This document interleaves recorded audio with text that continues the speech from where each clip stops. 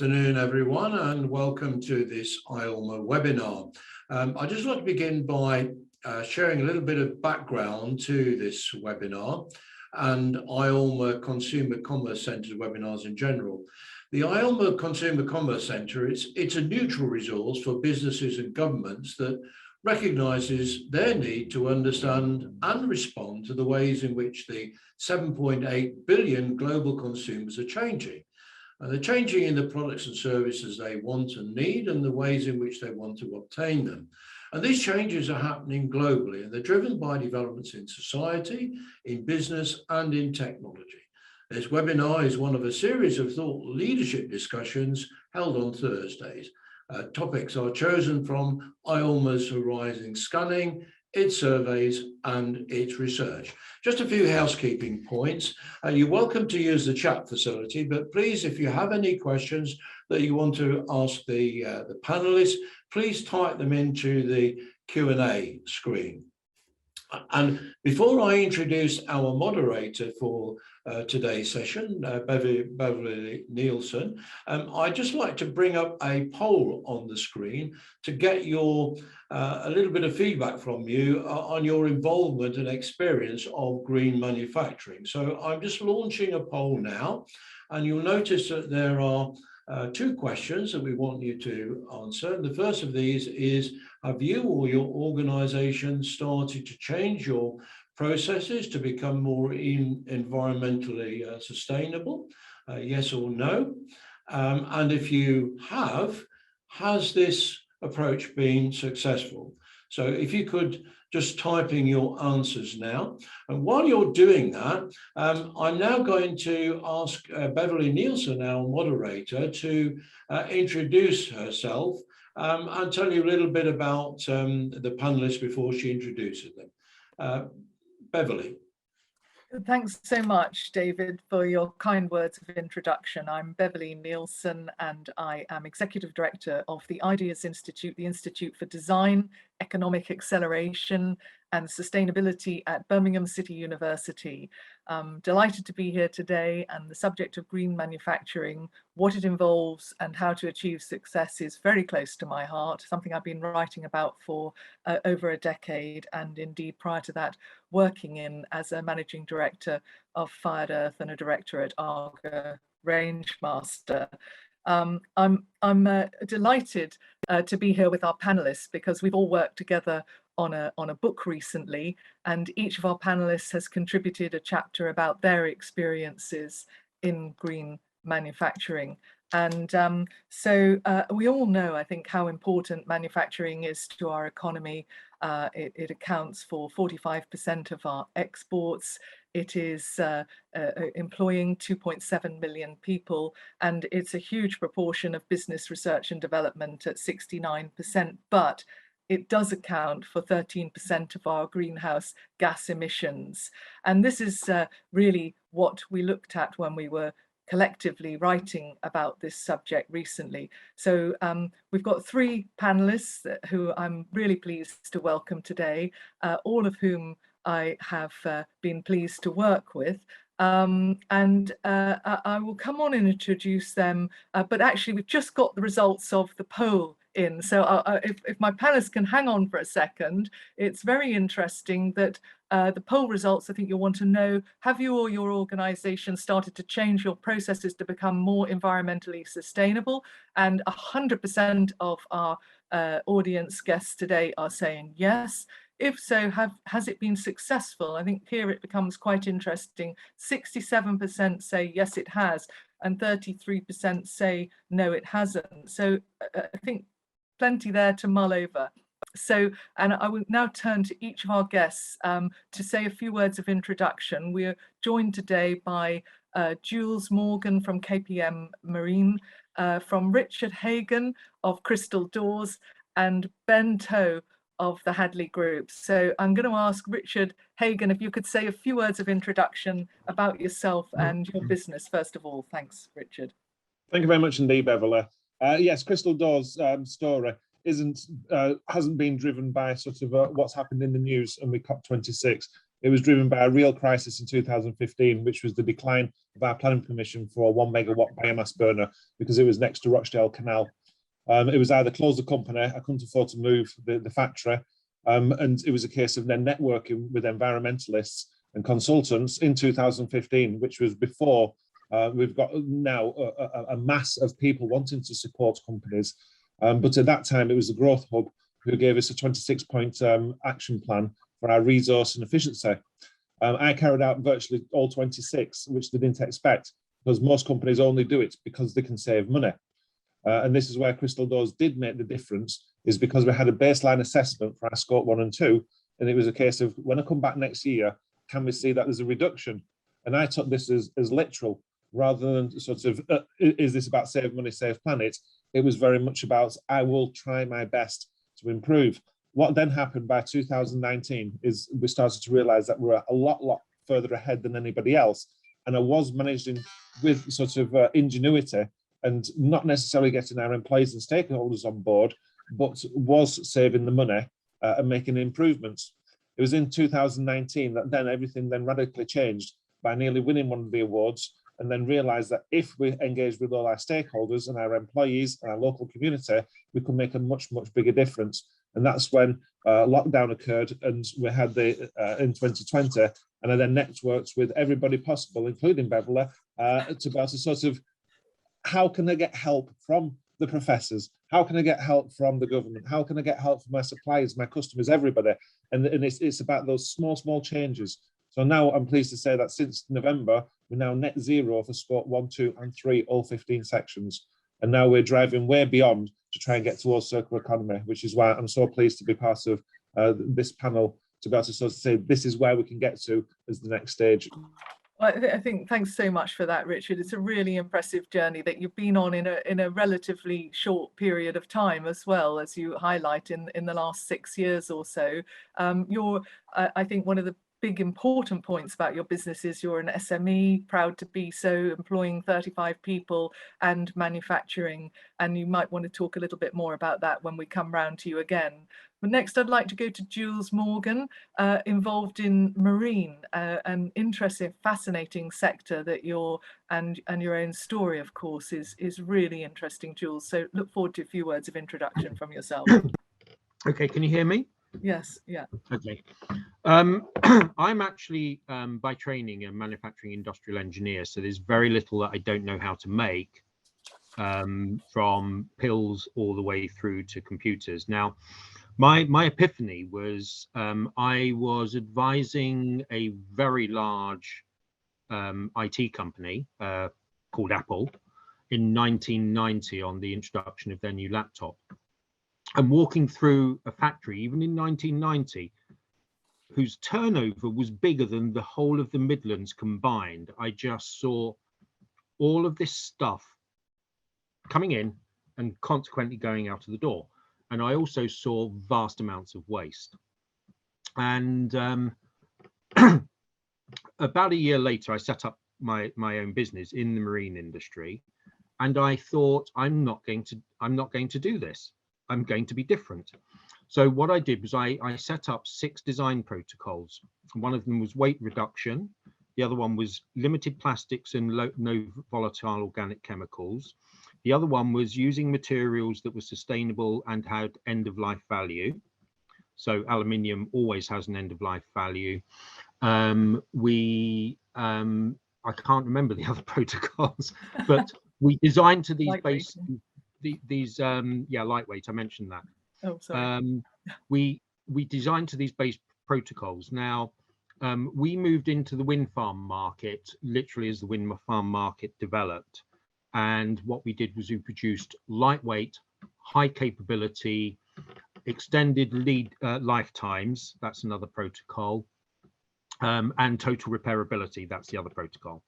And we designed that all into our products right at the beginning. And because the vessels that we fit out in terms of modular interiors, pumping systems, air handling systems, and safety seating were going to wind farms, we thought they needed to be as green as they possibly could. Now, I had a situation that I would have multi-billion-pound competitors come up to me at shows and laugh at all of the initiatives that we were using in our product design. Or I hasten to add that the company continued to grow. We've since merged with another company, which has made us much larger and multi-site. And the point is that our multinational competitors aren't laughing anymore because we've dominated the market. Now, we changed our business model and we took a brave step, but we genuinely believed it was the right thing to do in not creating waste. And what's happened is that I get invited onto panels like this to discuss how we did it. We are 95%, all of our products are 95% recyclable by weight. The only product that I have a problem with is batteries, lithium ion phosphate batteries. I have a problem with those. They do not meet my design criteria, but we are working on it. So you know, yeah, it's a continuous journey. It's been a fantastic success story. Congratulations, Jules. Thanks, and no doubt we'll hear a lot more now over the next 40 minutes or so. But just turning to you, Ben, at Hadley Group, you're a little bit different as a business, I think, to the other two in that you're perhaps lower down the supply chain. You still have your own IP and branded products, which I think is interesting. But you're supplying other end users, I think, generally speaking. Yes, so good afternoon, everybody, and thank you, Beverly. We were established in 1964, and this year we are approaching about £200 million revenue servicing construction, automotive, industrial and agricultural applications. So there's quite a lot going on in that space at the moment, and I kind of joined the debate, if you will, from a bit of a different perspective, as you highlighted.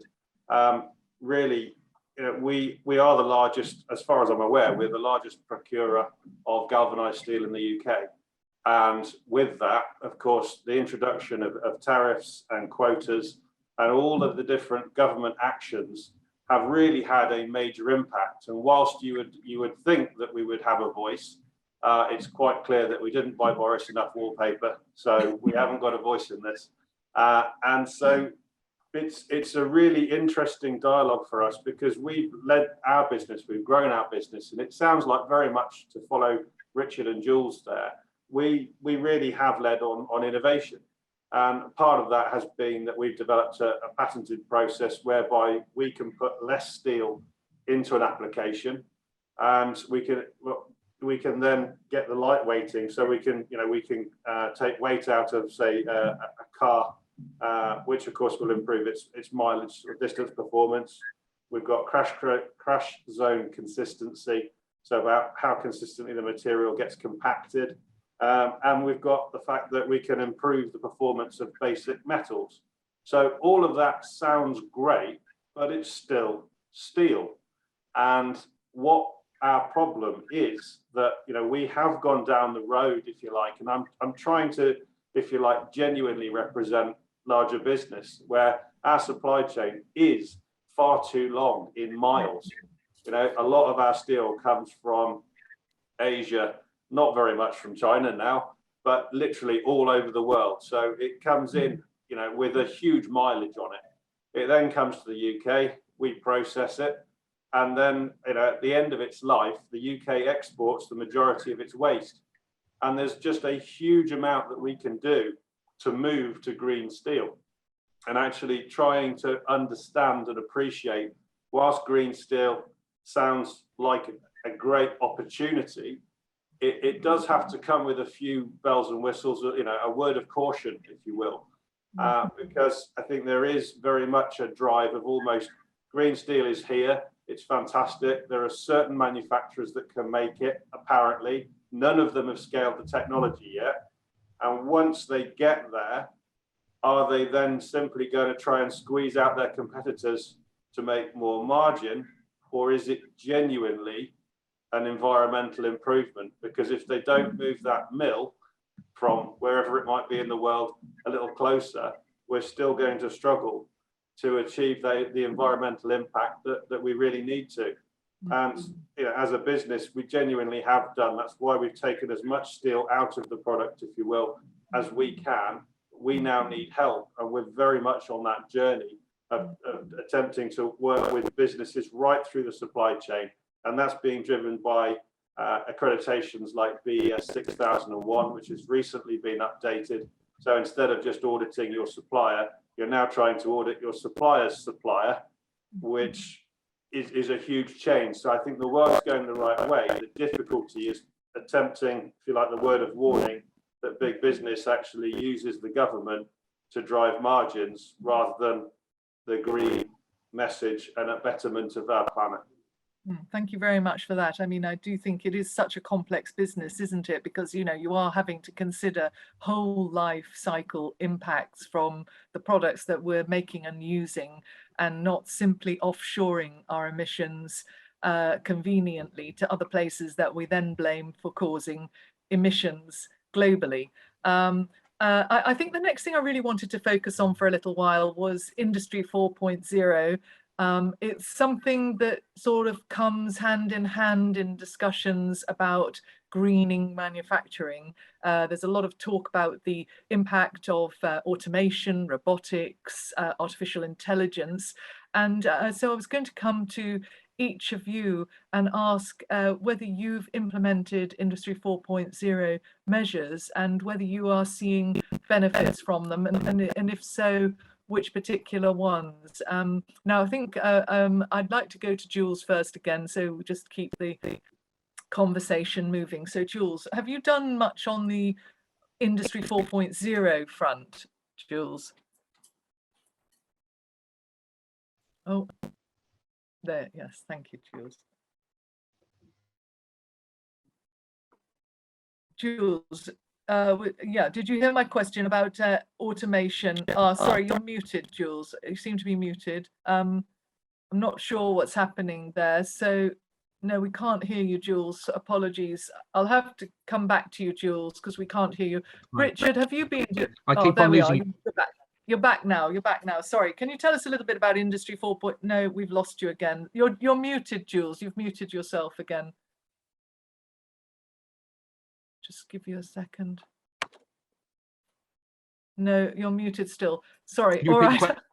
Oh, there. You were there for a second. No. Richard, can I come to you? I lost you there for a bit. It could be a delay in his internet streaming. Yes, Crystal does. Once we had the biomass burner, we realised that wasn't. Am I unmuted now?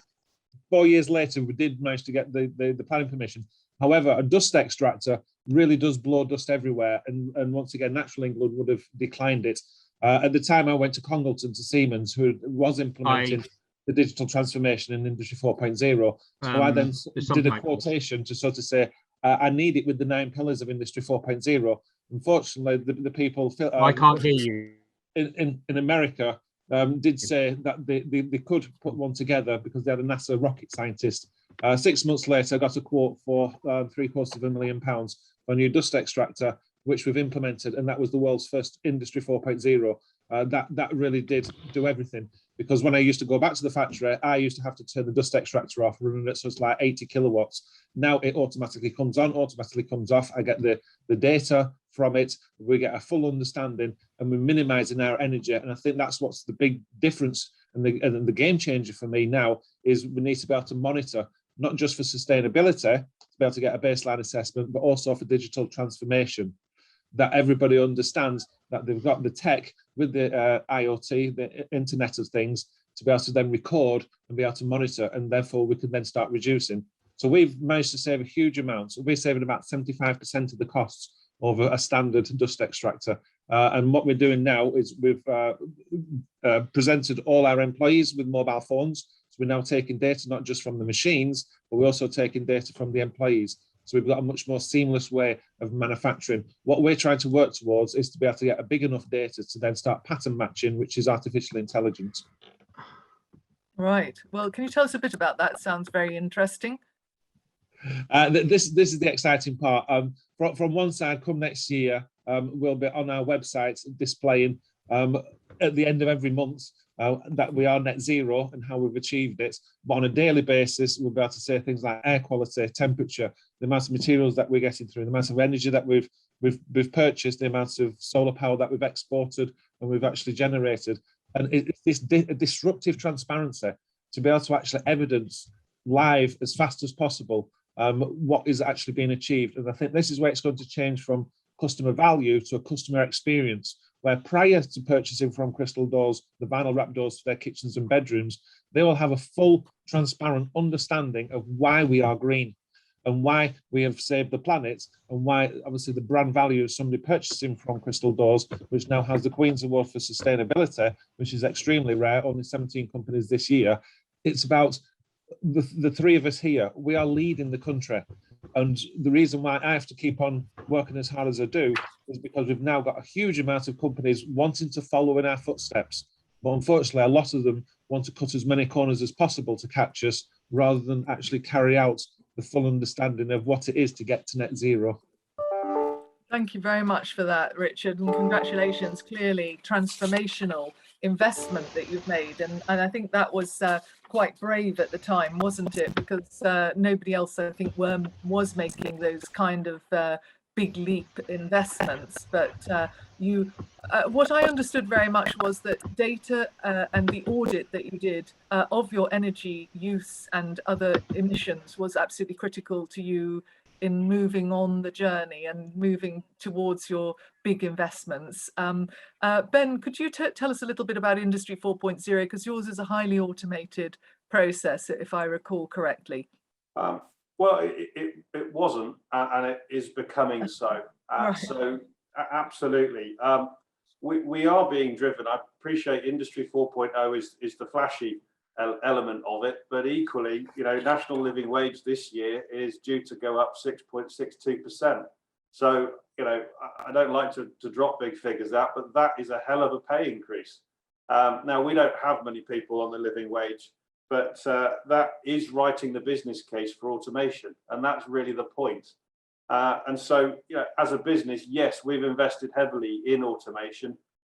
We have reduced the need for lower cost labor in that respect, with a view that actually we're taking on less people that are more qualified to look after that equipment. So actually we are finding it's firing an entirely new industry, whereby a lot of people, they either made robots or automation or sensors and you know, anything related to the industry. Whereas actually the maintenance of that now is starting to come through, and we're starting to get a lot of new sort of startup businesses, which is a really exciting area.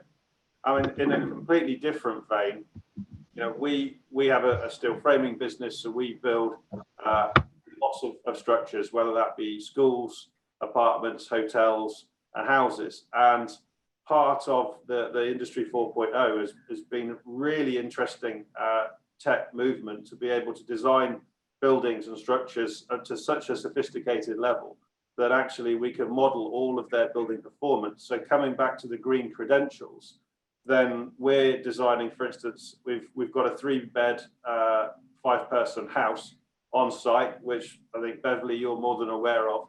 But the heating bill to run that house for the year is £178. It's next to nothing. So we really are targeting fuel poverty. And of course, if that's, you know, we can't change the unit cost of energy. So actually by using far less energy, that's actually how we're trying to approach the green, to develop our green credentials, rather than simply automate everything through and through. So there's real definitive benefit to the people that are actually using our technology. Well, that's very interesting to hear, because there are a lot of concerns that Industry 4.0 and automation will lead to unemployment. And actually, I think what you're suggesting is that through diversification, entrepreneurship or intrapreneurship, you're able to create new opportunities and jobs. Now, Jules, I'm going to try coming back to you again. Can you hear me okay? I can now, yes. Oh, fantastic. Jules, would you mind telling us whether you're employing Industry 4.0 or how you're, I mean, I'm very conscious that a lot of your design protocols were very much about lower tech or higher technology readiness levels, using the technology we already have and making the most of that. And I thought that was fascinating about your case study, so that you ended up using aluminium, which is 75% recycled by and large, rather than say composite materials. So how do you feel about Industry 4.0 in light of that? And perhaps tell us a little bit about your thinking around technology readiness levels. Well, first thing is I don't know what Industry 4.0 is. And to be perfectly honest, I don't really care. No. Yeah.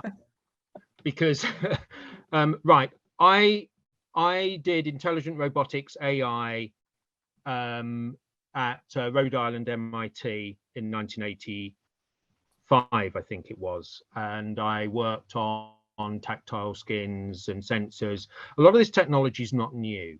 Yeah, I was sponsored by Philips Research Laboratories that had a patent today for 20 years.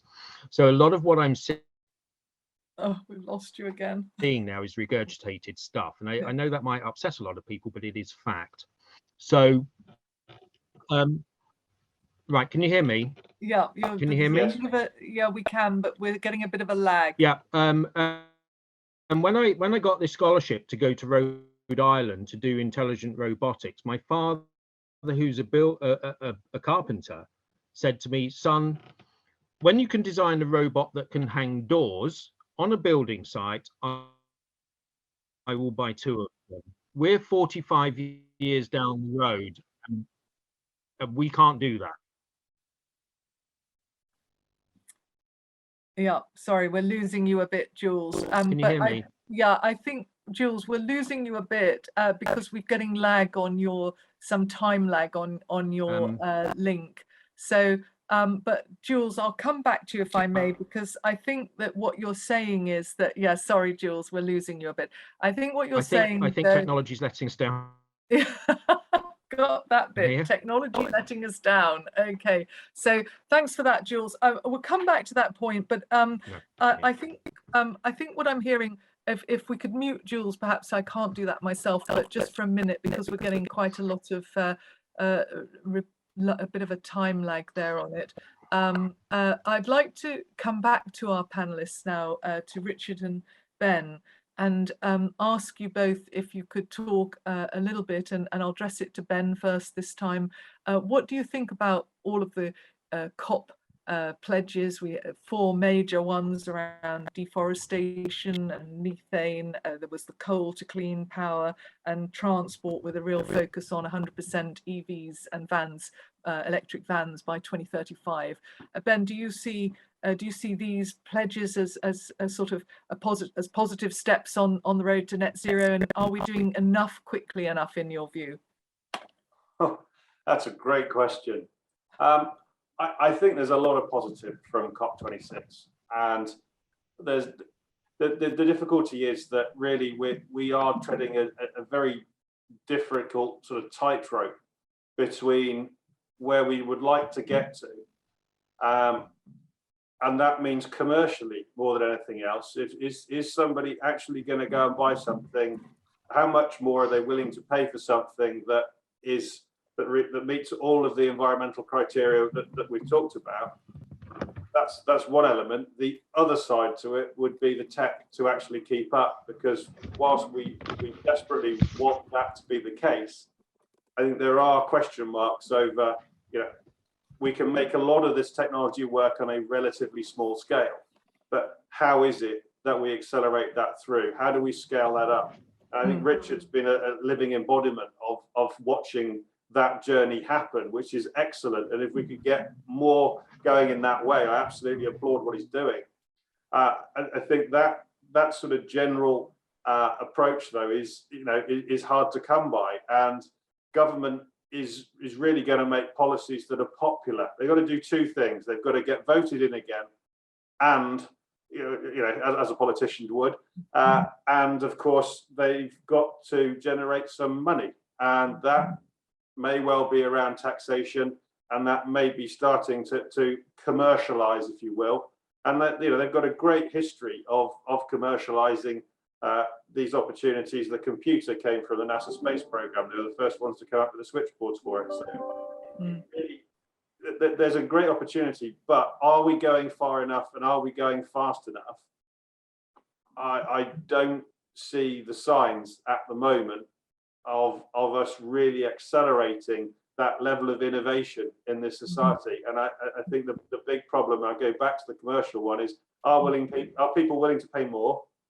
That's a question. And then what funding is available to support that level of technology? If people genuinely going out saying, I don't know if this will work, but it's a great idea, then there is a real sort of concern that that may not receive perhaps as much funding as it might in other countries. Yeah, absolutely. So I'm pleased to see Jules logging back in. I'm hoping for better results next time, Jules. And just while you're settling down, I will go to Richard. And Richard, do you think COP gave us enough in terms of going far enough and fast enough in order to reduce our greenhouse gas emissions sufficiently, and obviously especially as it impacts on manufacturing? It hasn't gone far enough for me personally. I'm an ambassador for the Sea Bill, so I would like to see not 2030 before they stop chopping trees down. It should be this year or certainly next year. On the side of what Ben says, is it's a tightrope. The other one is politicians or shopping trolleys.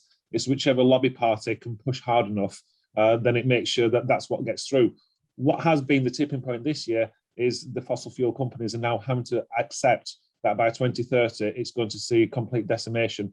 And we've seen that from the pension companies pulling out, we've now seen it from the insurance companies pulling out, and we're now seeing it for what's called Task Force for Climate-Related Financial Disclosure, is that we're now starting to see that the banks with their green finance is going to start identifying not just a credit rating on finance, but also a sustainability credit rating, where they will start pulling out and only supporting people that are going green genuinely. And I think that is where we are going to see a big change. What we've recently seen, which hasn't yet impacted, is the energy prices. Is Crystal Doors at January will jump from 14 pence a kilowatt to 30 pence a kilowatt. In the scale of our company at 3 million turnover, this is an extra £100,000 worth of money we need to find, or do we just pass it on to the customer? And this is where I echo what Ben's saying, is we've got to have an understanding, are customers just going to continuously keep on paying a higher and higher and higher price? Or is this when the green companies that have come out with initiative to sort of say we've got an alternative which can match the price of how it used to be, and will then be the better value companies? And that's where Crystal Doors, I think, is we give better value for our products that we're selling, even if we've not got the cheapest price. And I think that's what's going to be the change going forward, when the customers start to realise that we need to look at value rather than just the ticket price, because it is about the life cycle of the product. Yeah, I think that's absolutely right. And our customers, of course, are getting much better educated and aware of these points. But I do want to now turn to one of the questions that's been put in chat.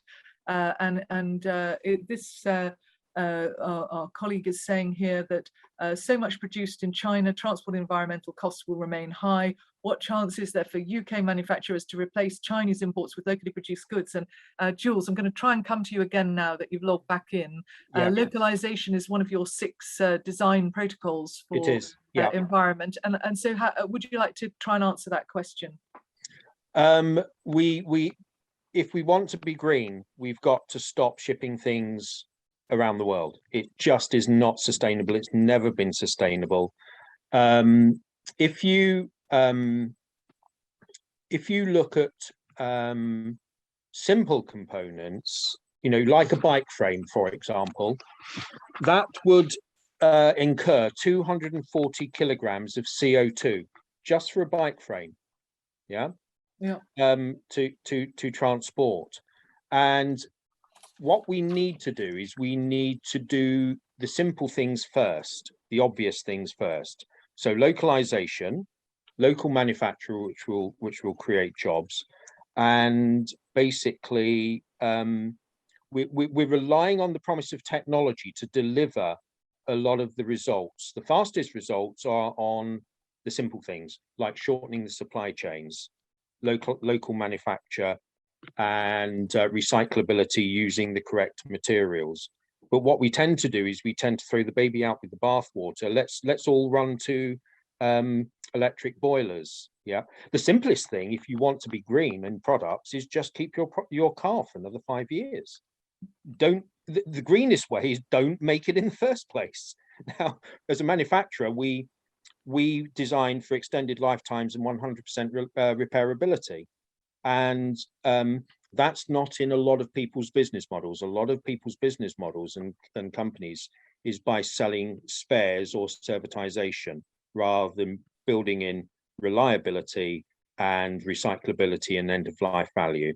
And so I think we stand a chance if we stop buying mass produced stuff from China. I think we can make great inroads into cutting our emissions. No, I very much take that point, Jules. I mean, I'm terribly conscious that we're always sort of pointing the finger at China as the largest emitter on the planet, but we're buying so much from them, which I sometimes feel we conveniently forget about. But you point towards localization, shortening supply chains, Jules. But do you think you're getting support as manufacturers to do that? Well, when I set about designing our products, I work on a 96% supply within a 10-mile radius of Birmingham. Now, there's some things you can't do that with, but you've got to work at it. You've got to change your business model. You've got to change your designs. And if you don't try and you just take the path of least resistance, you're always going to go to China. Now, the thing is that very early on, where we couldn't get premiums for our products, we suffered on margin. And now the attitude of people has changed, and we've got our design criteria right. We're now making very, very good money. So yeah. So the environment has changed. The business environment has changed, and that's obviously supporting the drive to local and some of your incredible design protocols like end of life value. For all of the materials used. We can get everything within Birmingham, with the exception of electric motors. And I'm on the Atlantic radio station in America talking about having to replace a seal that we bought from Germany. Right. And we had to work with our supplier. We had to invest in them, and we've now got a much better product. And it comes from 2 miles down the road. So it's amazing what's out there, isn't it? When you look, it's amazing what's out there. But so much of the time when I'm talking to manufacturers, they don't know what's out there down the road, and the business model has been developed, buying and selling so much from Europe or elsewhere. So I think knowing what's out there is a very important part of the journey. I'm just going to turn now back to Ben and ask you, Ben, one of the questions I've been asked in the Q&A, and please do keep questions coming in to those attending, is digital twins are being used to future-proof products, and I'm being asked if you're doing that in order to future-proof your products and engage, ensure that you're as sustainable as possible. Absolutely. So yes, we build digital twins for 2 different elements of our business. So one part is our production lines. So there's a full digital twin of every part of that, and actually how that machine runs dynamically. So there's full software simulations. It's not just if you like, a model. It's an interactive model that we use. So I think that's one aspect. The other aspect is for our building structures, then every structure has a complete digital twin. And actually that is what is assessed as part of the accreditation process. And the accreditation is what makes the product insurance backed. So there's a really neat, nice link when it comes from MMC right the way through the chain, which is fully and wholly reliant on that digital twin. The whole point of BIM, forgive me, I don't know how much everyone knows about business, building information modeling, but ultimately you want to have one single version of the truth. So one drawing of the building, which everybody agrees with, and then you can use one company or multiple companies to augment the same structure, the same drawing. And that's really what we're all attempting to achieve. And it's unbelievably difficult, given that the construction industry, for instance, is a relatively transient industry. But that's very much the focus. And so digital twins, it is having a massive impact on the serviceability, the maintainability, the specification, and then again, actually the improvement of, it really is improving our cycle times to get better products to customers faster. Because strangely enough, most customers want something similar, but not exactly the same as. And therefore, it's that ability to refine quickly, commercially, to offer the solution that they want.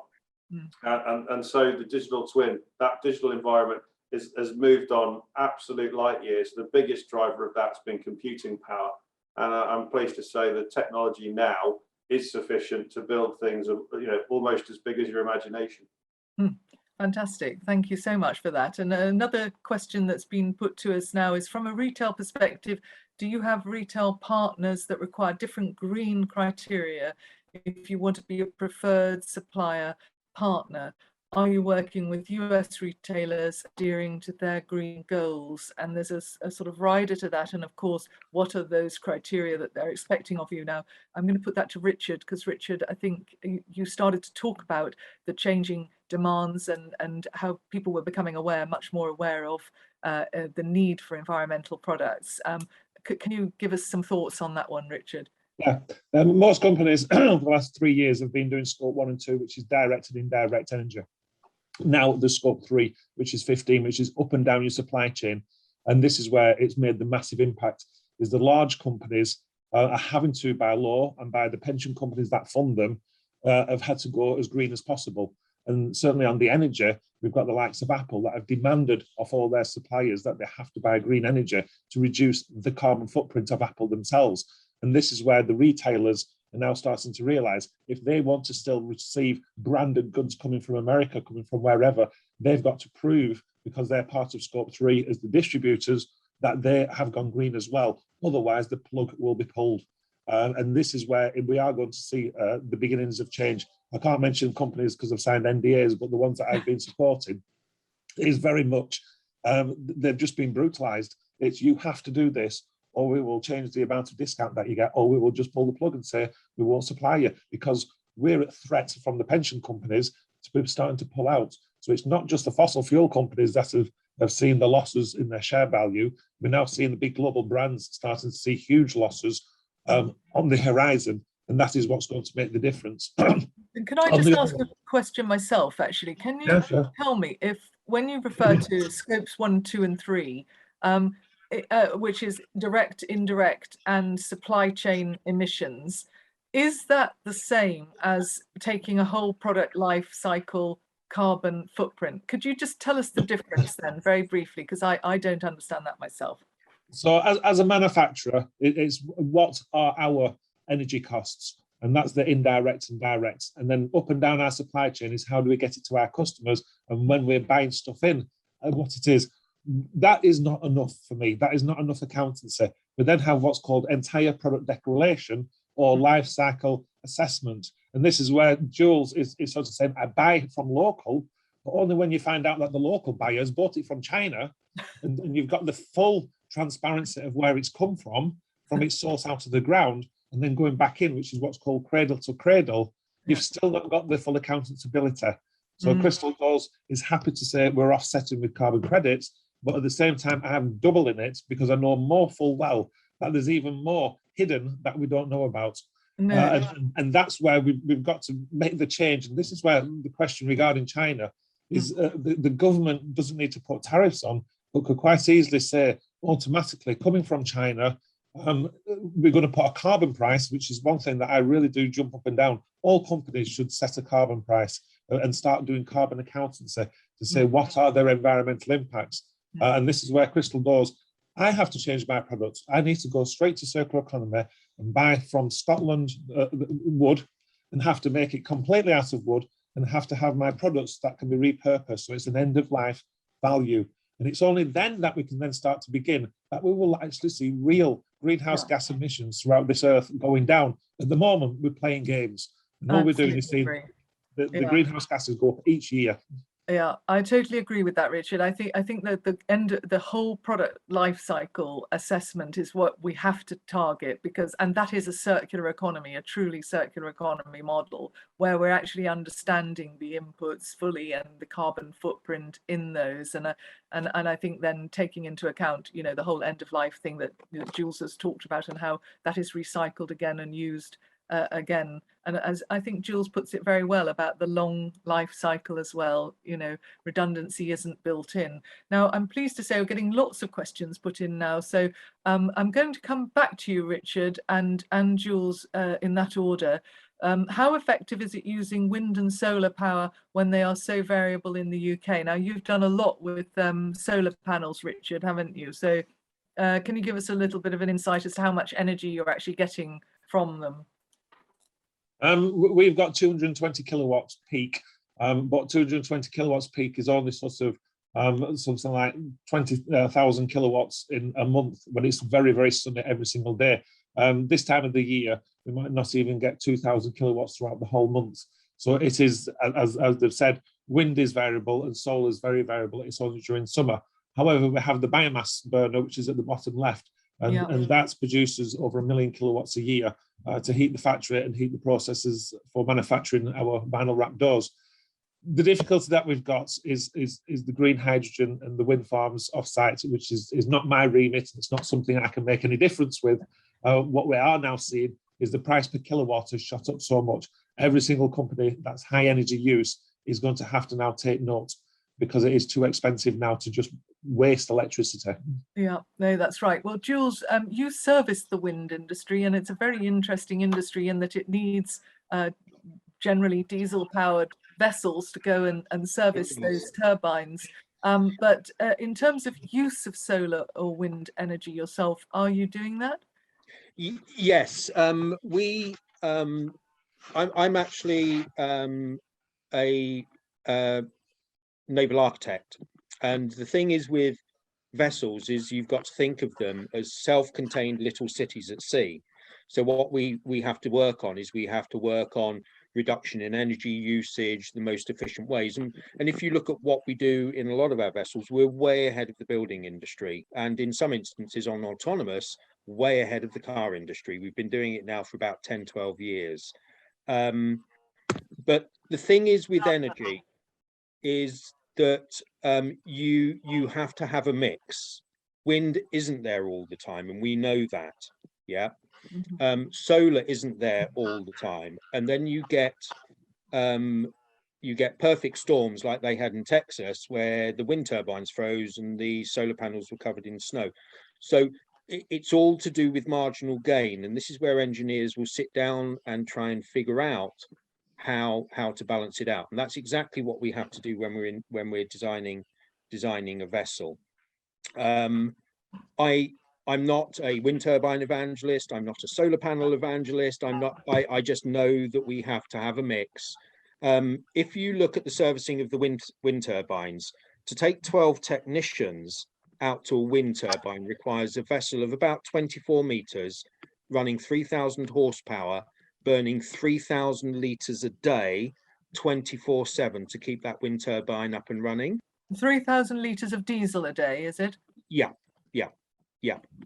And so we are trying to move to HVO, which is a vegetable oil. We've got the first hybrid vessels coming out.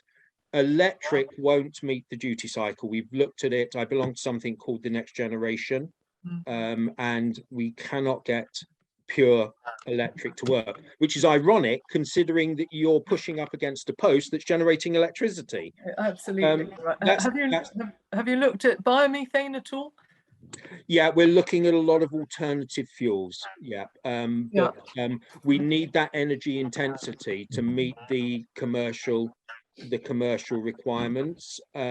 So look, I think we need to do anything and everything that we can, but you have to be very, very careful, because one of my big customers that we work with in Germany, they provide progressive pumps for biogas converters. Yeah, and they had a situation on the 8,000 biodigesters where they run out of enough stuff to put in them, so they were raking up leaves. So I think the problem is that we have to be very, very deliberate in how we choose our technology.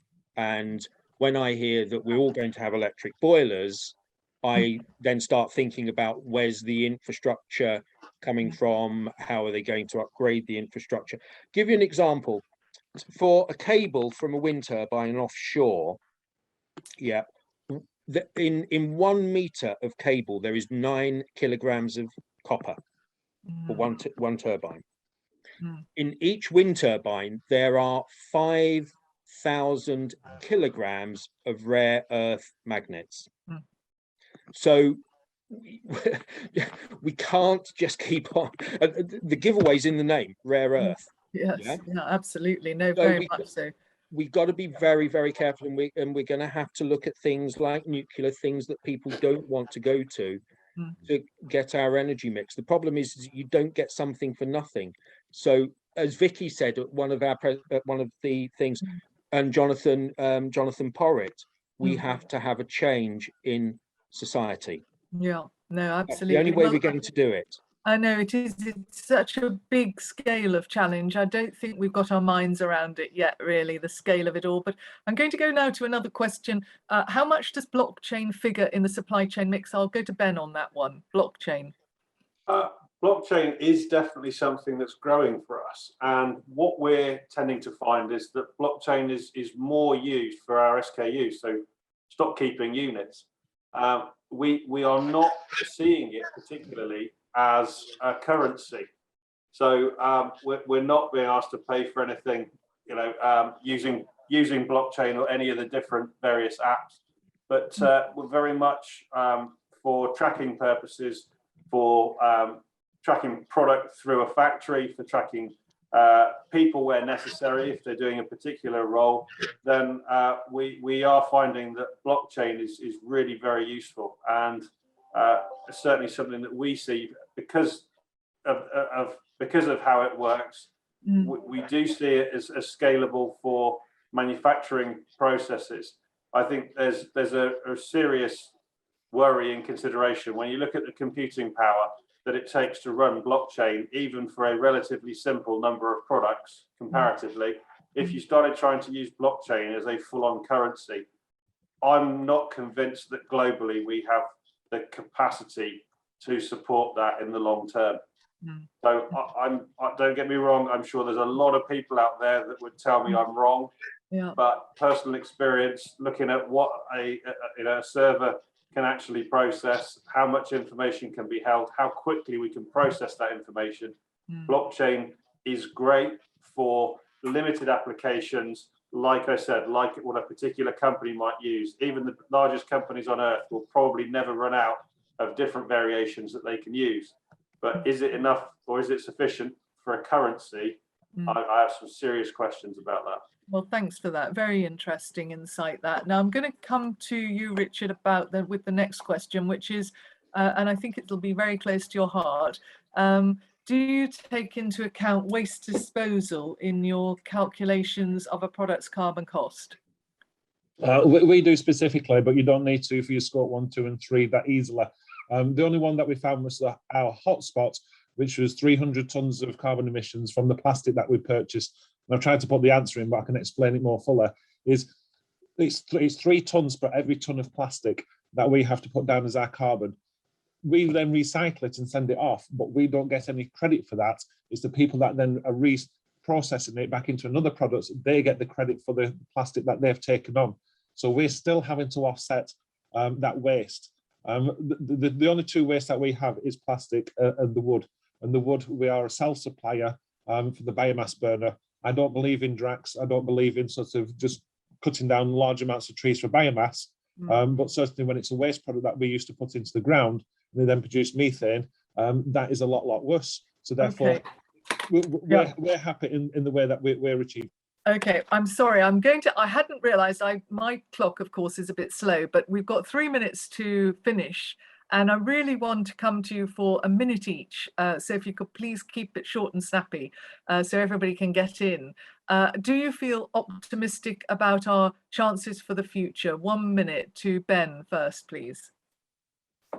Okay, I am optimistic to a degree. I think it depends how hijacked the green, the real driver towards a green economy is by various different stakeholders. I give an example whereby if you look at a car and you look at the amount of steel in a car, then actually there's around about a ton in a generic 4-door saloon, and it's about 30,000 euros, 25,000 pounds, something of that order of magnitude. And if we produce green steel, then that's potentially going to cost about half as much again, I'm led to believe. So on the one hand, you'd say, well, you know, I can't have all these prices climbing all the time. But then if you look at the fact that raw materials in a car account for about 15% of the price tag, then suddenly you're actually getting down to sort of less than 200 or 300 euros when you're actually, you know, going to spend that much money on a car. So my point is that actually to move to a green economy doesn't actually cost as much as you might think. So if you like, I'm on the fence firmly because it can be manipulated by the powers that be. However, I don't believe the commercial barriers to achieving an awful lot towards our circular and green economy are quite as high or quite as big and bad as people make them out to be sometimes. Okay, fine. I'm sorry. Thanks for that, Ben. Richard, very short, please, if you don't mind. Tesla, buy once, buy for life. Radical disruptive innovation is what we need. And hopefully those are the ones that come through. Thank you for that. I think you're an optimist, I've heard, though. That's right. You look like an optimist. Okay, Jules, last word to you. Right. Okay. I think we've got to be very cautious of technical overreach and the promise of technology, because if these technologies do not deliver, basically the whole thing will take a retrograde step.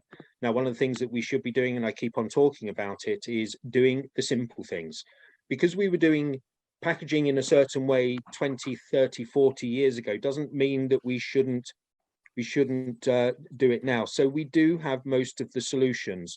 My concern is where politicians create policy that tries to jump over natural product life cycle curves.